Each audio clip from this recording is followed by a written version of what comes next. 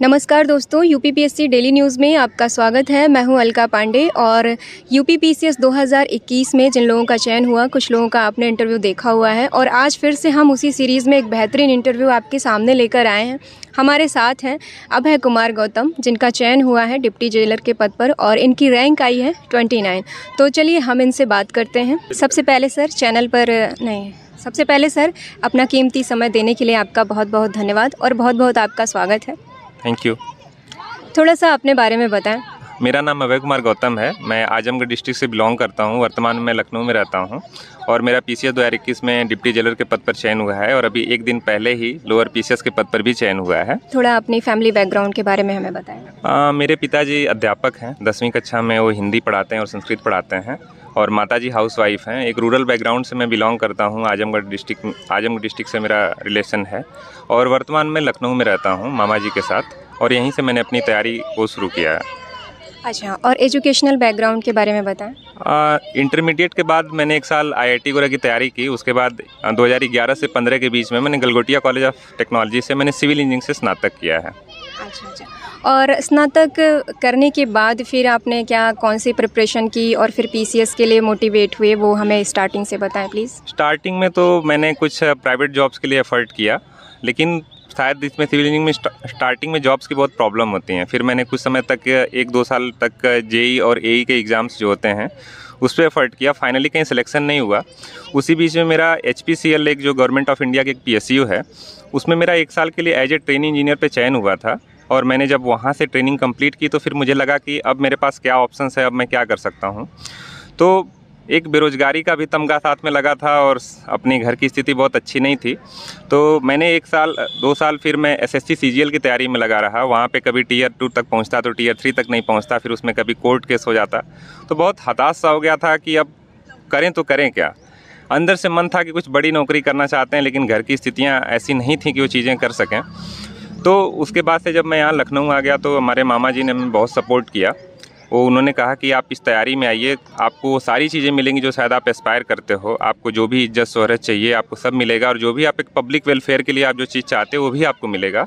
उनसे इनिशियल मुझे मोटिवेशन मिला और मैं इस तैयारी में आया। 2019 के बाद से मैं इस तैयारी में लगा रहा और अब तक 2-3 एग्ज़ाम तो मैम क्लियर हो ही चुके हैं। एक युवा विकास अधिकारी का एग्ज़ाम क्लियर हुआ, फिर 2021 में मुझे 2021 UPSC का मुझे मेंस देने का मौका मिला और इस पीसीएस में मेरा चयन हो गया है और अभी एक दिन पहले ही लोअर पीसीएस में भी मेरा चयन हो गया है। तो इसके लिए बहुत खुशी है। बहुत बहुत बधाई हो इसके लिए कि डबल सेंचुरी लगाई है आपने। Thank you ma'am. Sir, graduation कौन से ईयर में कंप्लीट हुआ था आपका? 2015 मेरा ग्रेजुएशन कंप्लीट हुआ था। अच्छा। उसके बाद फिर आपने 2019 से पीसीएस की तैयारी शुरू की और HPCL में भी आपने जॉब किया। तो काफ़ी आपने जॉब भी किया है, स्ट्रगल किया है, फिर यानी तैयारी के लिए लंबा समय भी आपको लगा यहाँ तक पहुँचने में। तो इस दौरान मुश्किलें भी बहुत आपने देखी होंगी। मतलब एक सुकून जो चीज़ होती है, जैसे हमें कोई चीज़ नहीं मिलती तो हम सुकून में नहीं होते हैं। हम चाहते हैं कि हमें कुछ ऐसी चीज़ है जो दूर है, जो हमें चाहिए कुछ और, हम हैं कहीं और। तो ये सारी चीज़ें आई होंगी उस समय, आपने कैसे डाइवर्ट हुआ आपका माइंड? मैम, स्थितियाँ तो ऐसी हो गई थी कि जब मैं 1 साल बाद जॉब से मैं वहाँ से निकला तो आर्थिक स्थिति सबसे ज़्यादा ख़राब हो रही थी। जैसे लग रहा था कि अगर मुझे कोई प्राइवेट जॉब करनी चाहिए ताकि मैं अपने घर की चीज़ों को मैनेज कर सकूँ और अपनी भी एक स्टैंडर्ड ऑफ लिविंग होती है जिसको आदमी मैनेज करना चाहता है। तो सबसे ज़्यादा तो पैसे की प्रॉब्लम ही परेशान कर रही थी। लेकिन फिर मुझे लगा कि नहीं, कुछ चीज़ें त्याग अगर आप नहीं करोगे तो कुछ चीज़ें आप पाओगे भी नहीं। उस समय मुझे याद है कि मैं SSC की तैयारी करता था और शायद एक एवरेज बंदा था, मैं बहुत अच्छे नंबर नहीं ला पाता था। तो मैं अपने दोस्तों से कहा करता था कि यार मेरा सिविल सर्विसेज में जाने का मन है, लेकिन समझ में नहीं आ रहा कि करूं क्या, अपने आप को पहले स्टेबल करूं। तो उन्होंने बोला था अपने दिल की सुनो, थोड़ा समय 1-2 साल लग सकता है, लेकिन तुम तैयारी में लगे रहो और कहीं न कहीं होगा ज़रूर। और ये चीज़ मेरे मामा जी भी जो है वो भी इसी चीज़ को रिपीटेड कहते रहे और उन्हीं लोगों के गाइडेंस और चीज़ों की वजह से मैं इसमें आया मैम। बहुत सही बात है।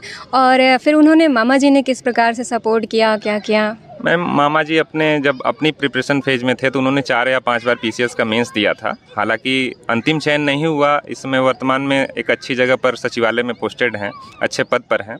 उन्होंने मुझे गाइड किया था। कंटेंट से रिलेटेड जो चीज़ें थी वो तो एक ओवरऑल गाइडेंस मिल जाता था। बाकी मैं एक लाइब्रेरी ज्वाइन कर रखा था, वहाँ पे मैं पढ़ाई वगैरह करता था, तो इस तरह से उनका सपोर्ट रहा। जो व्यूअर्स हैं वो लोग भी तैयारी कर रहे होंगे, कुछ नए लोग भी जुड़े होंगे और कुछ पुराने लोग भी जो पहले से प्रिपरेशन कर रहे हैं, तो उनके मार्गदर्शन के लिए थोड़ा सा, जैसे प्री के लिए क्या क्या, कौन से सब्जेक्ट को कैसे पढ़ा जाए, नोट्स कहाँ से लिया जाए, वो सारी चीज़ें हमें बताएं प्लीज़। मैम मैंने भी जब तैयारी की तो ज़्यादातर मेरा सेल्फ स्टडी रहा है, मैंने किसी कोचिंग वगैरह से बहुत तो नहीं रहा है। हाँ, फ्री मटेरियल जो जहाँ जहाँ से मिला है मैंने किया है, लेकिन तैयारी के दौरान में जब आया था तो सबसे फेमस एक बुक है लूसेंट और घटना चक्र वगैरह, उनसे तो आदमी करता ही है, लेकिन वैल्यू एडिशन के लिए बाद में मुझे एक मित्र ने बताया कि स्टडी फॉर सिविल सर्विसेज पे बहुत सी चीज़ें फ्री ऑफ कॉस्ट प्रोवाइड की जाती हैं।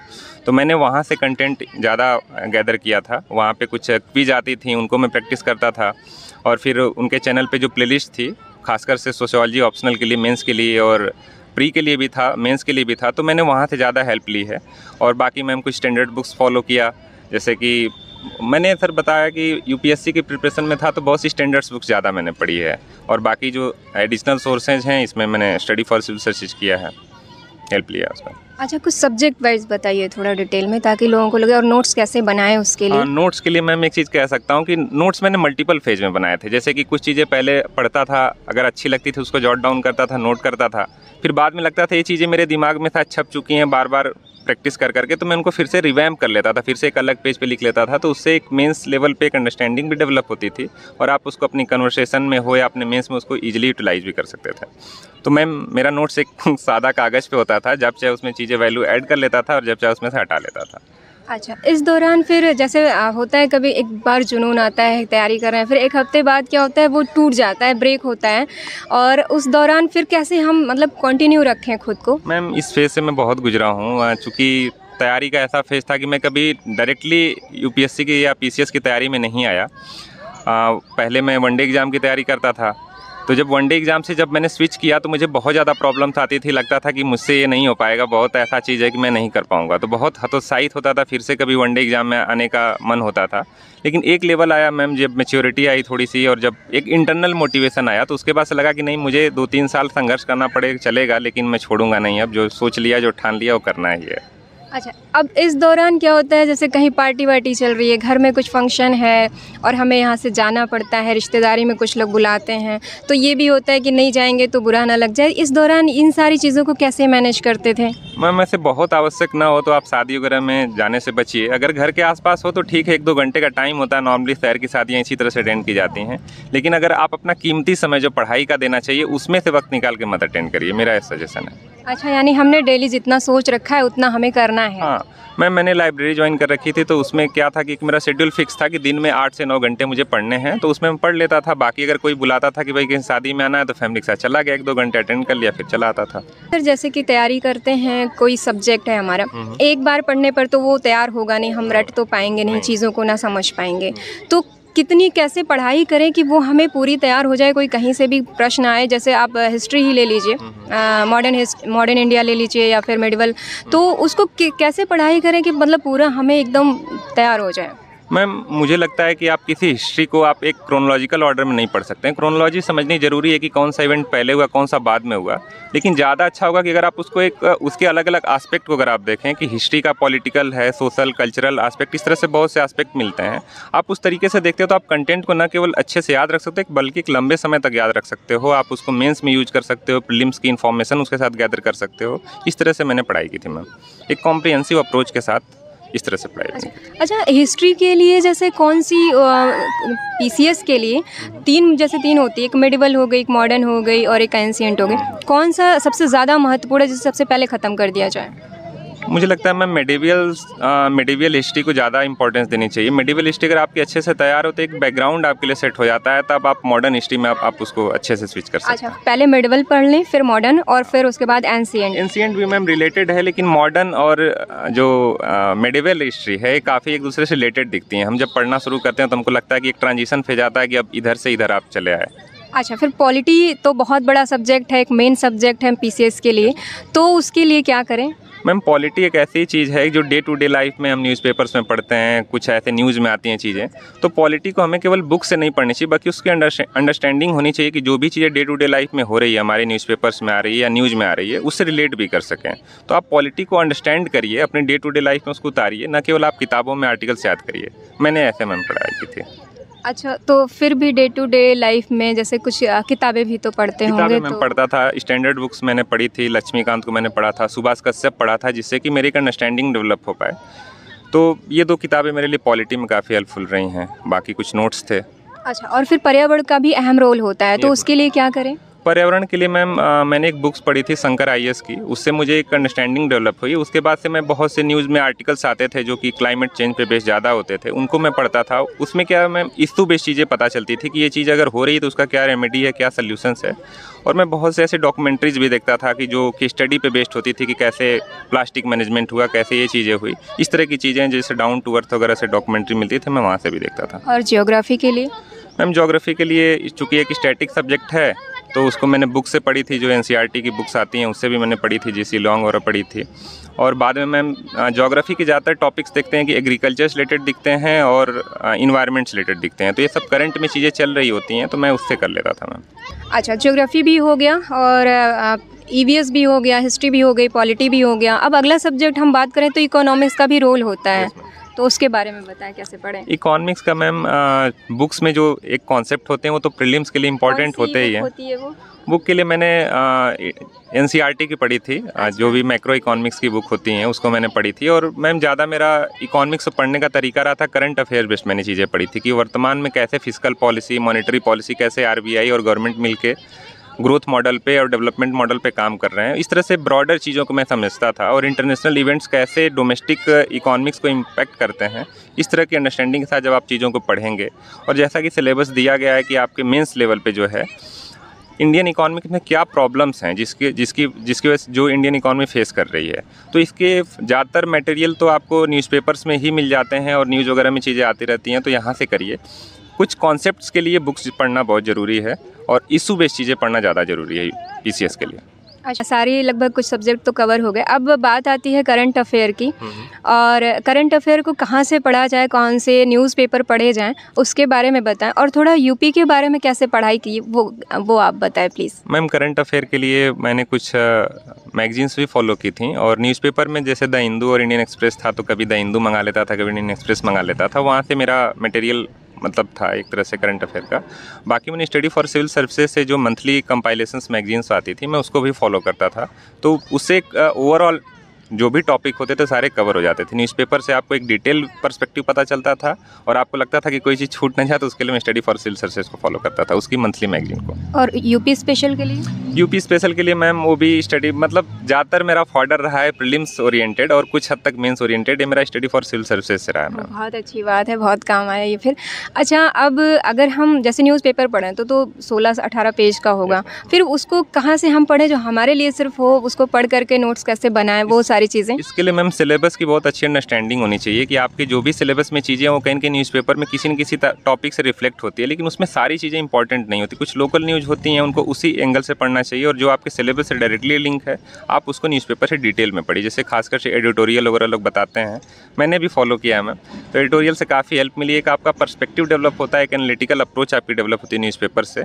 बाकी आप लोकल न्यूज़ भी, मेरे हिसाब से लोकल न्यूज़ इसलिए पढ़ना चाहिए कि जब बाद में आप इंटरव्यू लेवल पर आप जाते हैं तो बहुत सी ऐसी चीज़ें होती हैं जो आपको वहाँ से लगता है कि इस लेवल पे किसी ने क्या एक्शन लिया होगा, क्या होना चाहिए, तो केस स्टडी में लोकल चीज़ें भी काफ़ी हेल्पफुल होती हैं।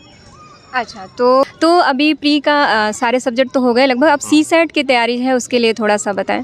सीसेट के लिए मैम रीजनिंग जो है, टॉपिक रीजनिंग है, और आपका कम्युनिकेशन का टॉपिक है, हिंदी, इंग्लिश, ये सब चीज़ें हैं। तो अगर किसी टॉपिक में आप कमज़ोर भी हैं तो बाकी जो रिमेनिंग टॉपिक है आप उनको कवर कर लीजिए। मैंने चूँकि एसएससी की तैयारी की थी, तो मुझे रीजनिंग और मैथ में कभी प्रॉब्लम नहीं लगी, और मेरा बैकग्राउंड इंटरमीडिएट लेवल तक सब यूपी बोर्ड से रहा है, तो मुझे कभी हिंदी में भी प्रॉब्लम नहीं हुई।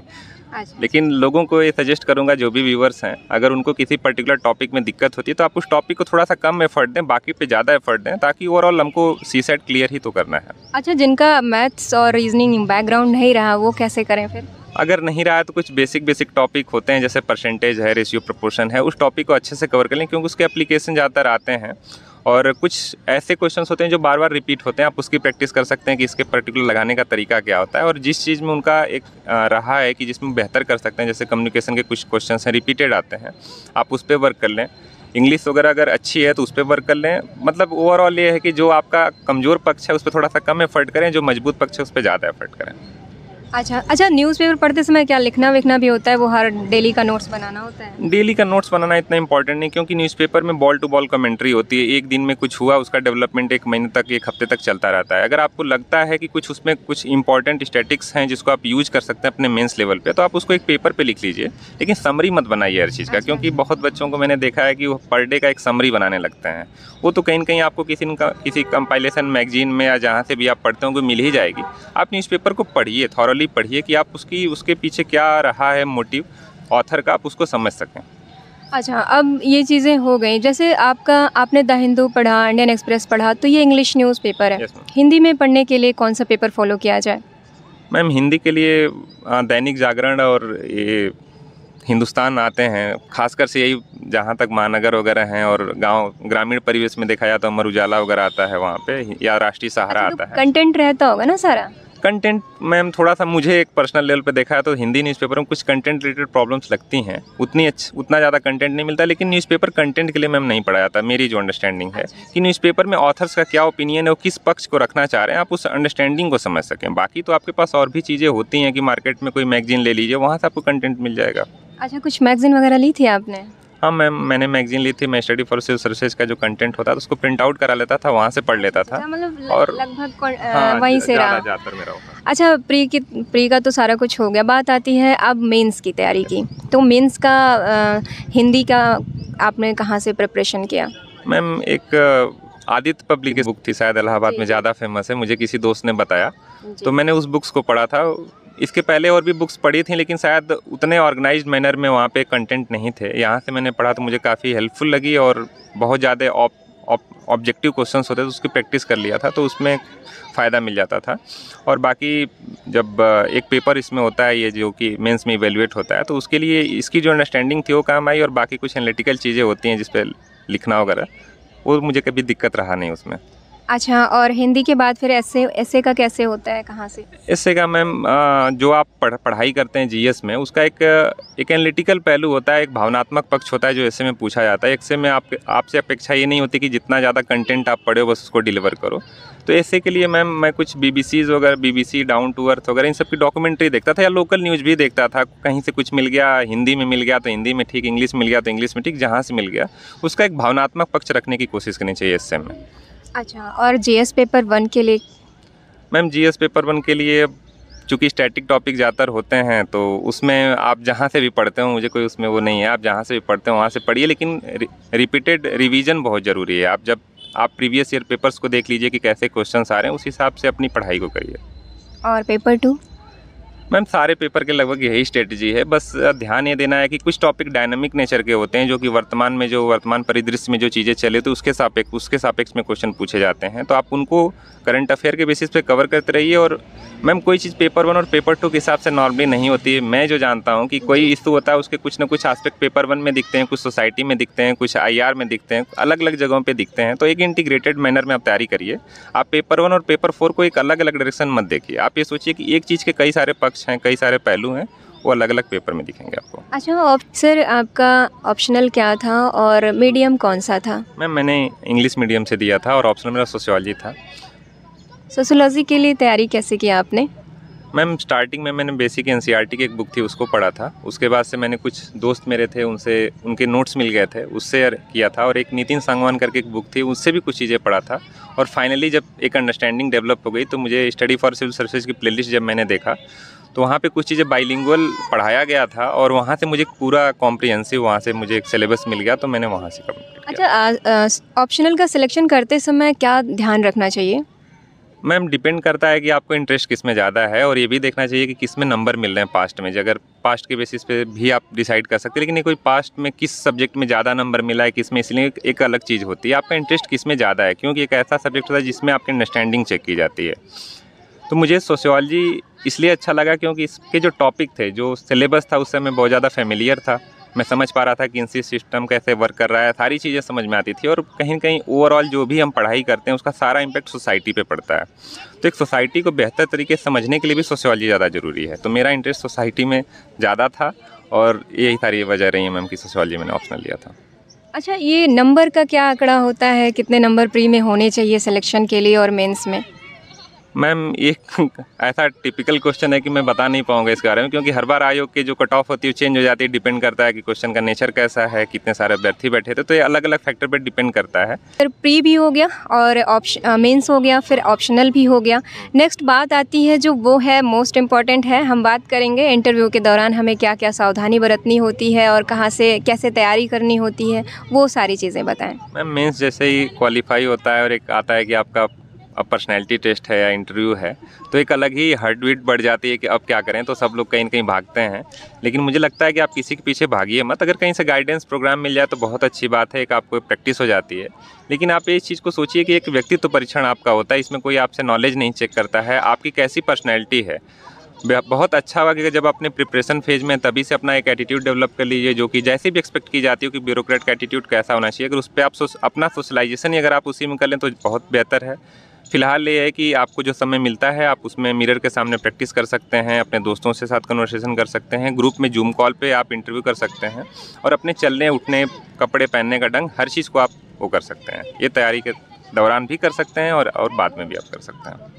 और सर, इंटरव्यू की प्रैक्टिस के लिए कहीं मॉक आपने लिया था? हाँ मैम, मैंने 2 जगह मॉक इंटरव्यू दिया था, उससे मुझे काफ़ी हेल्प मिली थी। सर, जैसे मान लीजिए कि कल ही इंटरव्यू है और फिर जाने से पहले कुछ ड्रेसिंग सेंस हो, खाना पानी हो और तैयारियां हो। जैसे कुछ लोग ऐसे भी होते हैं इंटरव्यू से 1 मिनट पहले तक पढ़ते रहते हैं, पूछते हैं हाँ भाई क्या आया था उधर, अभी कोई आता है इंटरव्यू दे करके क्या पूछा गया।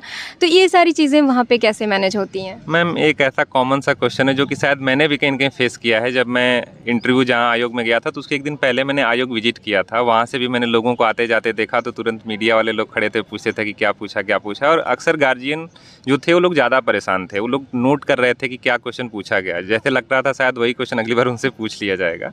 तो आप लोग इसको लेके परेशान मत होइए। आपने जो भी पढ़ाई की है, जो भी आपकी पर्सनैलिटी, उस पर भरोसा रखिए और जब आप इंटरव्यू के दिन जाइए तो एक अच्छे से आप कूल माइंड से आप अंदर प्रवेश करिए।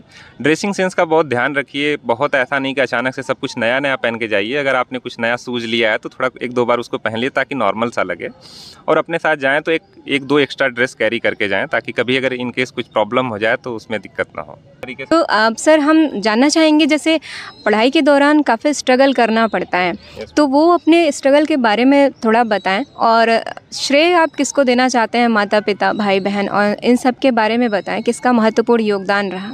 मैम मेरे इस संघर्ष में चूँकि घर की स्थितियाँ अच्छी नहीं थी तो हमारे बड़े मामा जी ने हमको बहुत सपोर्ट किया और बीटेक तक का, बचपन से लेके बीटेक तक का जो भी पढ़ाई का खर्च था, मैं ननिहाल से रह के मैंने पढ़ाई की, तो सबसे ज़्यादा श्रेय तो मामा जी को जाता है, हमारे बड़े मामा जी को। उसके बाद से बीटेक कंप्लीट करने के बाद मैं लखनऊ आ गया। यहाँ पे हमारे मामा जी, एक और मामा जी हैं जो सचिवालय में हैं, उनका सहयोग रहा। उन्होंने काफ़ी मार्गदर्शन और सहयोग प्रोवाइड किया। बाकी माँ बाप का इसमें त्याग, गुरुजनों का आशीर्वाद और मित्रगणों का जो सहयोग था, ये भी बहुत हद तक हो रहा है। फ्रेंड्स की जहाँ तक बात है तो इस तैयारी में एक मेरे रिश्तेदार और मित्र भी हैं, उन्होंने बहुत ज़्यादा सहयोग किया था। मेरा जब मेंस क्वालिफाई हुआ, यूपीएससी का भी इवेंट जब हुआ था, तो उन्होंने मेरे लिए टेस्ट सीरीज़ बनाई थी मेंस के लिए। 3 घंटे के स्पैन में बैठ के पेपर देता था और बीच में आके सारी वो फॉर्मेलिटी करती थी जो एग्ज़ाम हॉल में होता है, और उसके बाद आंसर्स को इवेल्युएट करना, इंटरव्यू की प्रिपरेशन करना, इसमें भी उनका बहुत सहयोग रहा है। तो मैं उनको भी बहुत शुक्रिया अदा करना चाहता हूँ कि उनके सहयोग से मैं यहाँ तक पहुँचा। बड़ी अच्छी बात है ये तो। अब सारा कुछ जैसे आपने बता दिया, इंटरव्यू तक हो गया और श्रेय भी आपने दिया। अब होता क्या है, जैसे मान लीजिए आज रिज़ल्ट आया था आपका, तो अब उससे सबसे पहले आपने किसी को बताया होगा, कैसे पता चला और किसको आपने सबसे पहले बताया, वो खुशी बताइए। रिज़ल्ट के लिए जब वेट कर रहा था तो मैं 6 बजे से जब पता चला कि 6:30 बजे के अराउंड रिज़ल्ट आने वाला है, रिज़ल्ट डिक्लेयर होने वाला है, तो मैं लेके बैठ गया था। लेकिन बहुत बेचैनी हो रही थी, रिज़ल्ट अपलोड नहीं हो रहा था। फिर मैंने थोड़ी देर के लिए फ़ोन रख दिया, तो मेरे एक रूममेट थे, वो भी यूपीएससी की प्रिपरेशन करते थे, तो उन्होंने बोला कि अभय तुम्हारा हो गया है, और उन्होंने कैटेगरी और वो सब रोल नंबर वगैरह सब कंफर्म किया, तो ये हो गया कि यहाँ सिलेक्शन हो गया है। तो जैसे मुझे पता चला, मैं तुरंत मामा मामी जी साथ में थे, उन लोगों को रिजल्ट को बताया कि हो गया है, बहुत खुशी हुई। फिर सब लोगों ने, घर के सारे सदस्यों ने मिल के हमारे घर पे जो मम्मी पापा हैं गाँव पे रहते हैं, उन लोगों को फ़ोन किया, और उनके चेहरे पे जब वो खुशी देखी तो जैसे लगा कि सारा परिश्रम, सारा संघर्ष का फल मिला है। बहुत अच्छी बात है, बहुत बहुत बधाई हो आपको। सर, जैसे आपने इतने दिनों तैयारी की, अब आप सफलता आपको मिल गई है, अब इसके आगे क्या आपका लक्ष्य रहेगा, क्या करना है फिर? मैम, मैं इस तैयारी में पिछले 3-4 साल से लगा हूँ, और उसके पहले मैंने वनडे एग्ज़ाम की भी प्रिपरेशन करी थी, लेकिन लगा कि एक मोमेंट ऐसा आता है, एक समय ऐसा आता है जब आपको लगता है कि जो भी आपके सारे एफर्ट थे उसका रिजल्ट मिलना शुरू होता है। 2020 में मेरा युवा विकास अधिकारी के पद पर चयन हुआ। 2021 के यूपीएससी का मेंस मैंने दिया, हालांकि उसमें सफल नहीं हो पाया। लोअर पीसीएस में भी चयन हुआ, अपर पीसीएस में भी चयन हो गया, लेकिन शायद लगता है कि कुछ और है, कुछ और भूख है जो अभी ख़त्म नहीं हुई है। तो मैं फर्दर यूपीएससी का भी अटेम्प्ट देना चाहता हूँ, और आईपीएस बनने का ड्रीम है मेरा। बहुत बहुत बधाई हो इसके लिए, और बने आप भविष्य में आईपीएस, अपनी इच्छा जैसे कि पूरी हो, क्योंकि इच्छा पूरी होगी तो सुकून मिलेगा। सबसे बड़ी चीज़ है कि हम सुकून में रहें। सुकून सबके लिए बहुत ज़रूरी है। नहीं, जो चीज़ें नहीं मिलती हैं तो हमें कहीं ना कहीं उसका रह जाता है, अंदर से मलाल रहता है। सर, इंटरव्यू के लिए आपने खुद को कैसे प्रिपेयर किया, जिस दिन इंटरव्यू था? मैम, इंटरव्यू के एक दिन पहले मैं आयोग चला गया था। वहाँ पे चूँकि तैयारी तो मैं पहले से कर ही रहा था, जहाँ से भी पॉसिबल हो पा रहा था, लेकिन जब मैं एक दिन पहले आयोग में गया तो वहाँ पे मैंने देखा कि आप लोग वहाँ पे कुछ अभ्यर्थियों का जो वहाँ से निकल रहे थे उनका इंटरव्यू ले रहे थे। तो मैं भी 1 घंटे तक लगभग वहाँ खड़ा होकर चीज़ों को सुनता रहा कि क्या क्वेश्चन पूछे जा रहे हैं। फिर मैं रिलेट करता था, क्या मैं उन चीज़ों को जानता हूँ, क्या मैं उन चीज़ों को खुद आंसर कर सकता हूँ। तो मुझे आप लोगों के चैनल के माध्यम से बहुत जानकारी मिले। फिर मैं जब होटल में गया तो मैंने चीज़ों को देखा, फिर से सारे लोगों के देखा कि क्या क्या क्वेश्चंस पूछे गए हैं। कुछ प्रैक्टिस भी मैंने करी, जहाँ जहाँ चीज़ें नहीं पता थी उनको गूगल किया, और मैं इंश्योर किया कि जो भी चीज़ें पूछी गई हैं उसको मैं तैयार करके जाऊँ एटलीस्ट। 7 व्यूअर्स जो जुड़े हुए हैं, उनके मोटिवेशन के तौर पे कुछ बताएं उनको। मैम, जब इस तैयारी में आप आते हैं तो बहुत लोगों का ऐसा होता है कि सेल्फ मोटिवेटेड नहीं होते हैं। वो लोग आते हैं किसी को देख के मोटिवेट होते हैं, लेकिन जब आप एक सिविल सर्वेंट बनना चाहते हैं तो आपको एक अंदर से मोटिवेशन आना चाहिए कि मैं कुछ करना चाहता हूँ, कुछ कर गुजरने का जुनून है, वो आपके अंदर होना चाहिए। और उसके लिए ज़रूरी है कि आप अपना धैर्य बना के रखें, परिश्रम करें और खुद पे आत्मविश्वास रखें, ताकि अपने इस जो ड्रीम है उसको फुलफिल कर सकें। सर, बहुत बहुत आपका धन्यवाद चैनल की तरफ से, और आपके अग्रिम भविष्य के लिए बहुत बहुत शुभकामनाएं। Thank you.